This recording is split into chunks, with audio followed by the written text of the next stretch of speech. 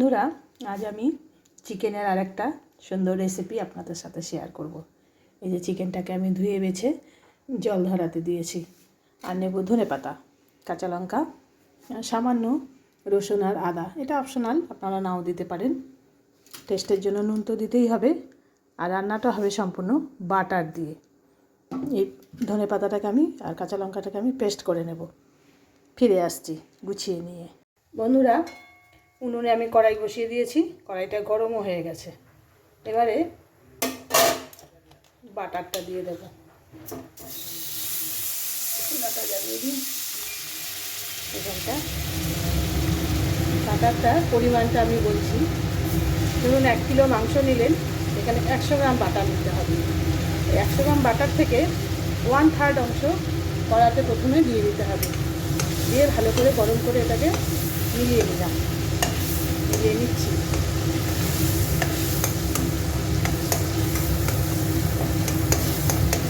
ভালো করে গলিয়ে নিতে হবে। রান্নাটা খুব সহজ রান্না।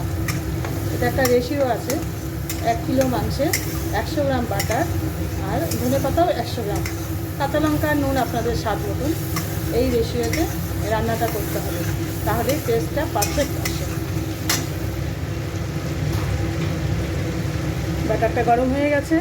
এবারে আমি এই যে পেস্ট যেটা করেছি, ধনেপাতা, কাঁচা লঙ্কা, অল্প রসুন আর আদা দিয়ে এটাকে আমি কড়াতে দিয়ে দিলাম। প্রথমে আমি ফুল ফ্লেম রাখতে হবে। 5 মিনিট ফুল ফ্লেমে রেখে এটাকে কষিয়ে নেব। মিক্সির বাটিটা ধোয়া, সামান্য পরিমাণে জল দিলাম, খুব বেশি না, সামান্য। এবার এটাকে ভালো করে 5 মিনিট ফুল ফ্লেমে কষাবো। এই পর্যায়ে আমি নুনটা দিয়ে দিলাম। নুনটা যার যার রুচি মাফিক সে দিতে দেবে। এবারে এই ধুয়ে রাখা মাংসটা আমি আস্তে আস্তে এখানে দিয়ে দেব।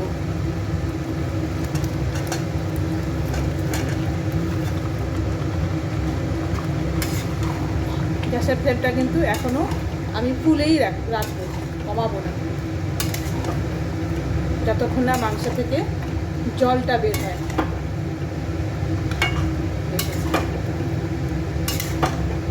এভাবে খানিকক্ষণ আমি নাড়াচাড়া করতে থাকবো।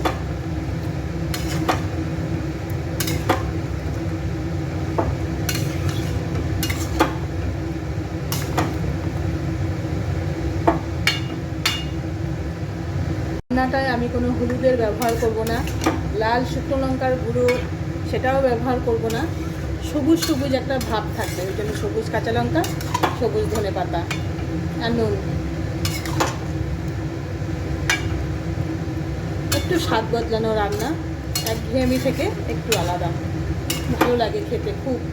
এটা ভাত, গরম ভাত কিংবা লুচি, পরোটা, রুটি, যেটা দিয়েই খুশি খাওয়া যায়, গরম গরম ভালো লাগে বেশ। এবার এটাকে আমি ঢাকা দিয়ে রাখবো। মূলত ঢাকা দিয়ে রান্নাটা হবে। দেখুন কতটা জল বেরিয়ে গেছে মাংসটা থেকে। মূলত এই জল দিয়েই মাংসটা কিন্তু রান্না হবে, আমি আলাদা আর কোনো জলের ব্যবহার করবই না। মাংস থেকে যে জলটা বেরোবে আর ধনেপাতার যে জলটা ছিল সেটা দিয়েই রান্নাটা আমার হবে। একটু সময় নিয়ে রান্নাটা হবে, ধীরে ধীরে।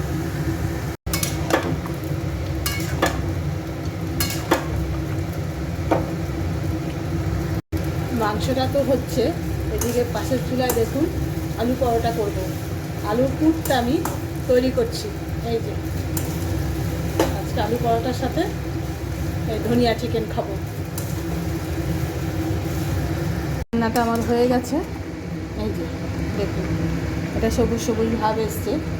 এবারে আমি বাকি যে বাটারটা রেখেছিলাম এটা আমি দিয়ে দিলাম। ঠান্ডা জমে গেছে, এটাকে আমি ভালো করে এবার এর সাথে মিশিয়ে নেড়ে চেড়ে ঢাকা দিয়ে দেবো। ভালো করে মিশিয়ে নিই। আমার ধনিয়া চিকেন। এই যে রেডি আমার আলু পরোটা, ধনিয়া চিকেন আর সাথে সস। এই যে খাবার জন্য রেডি।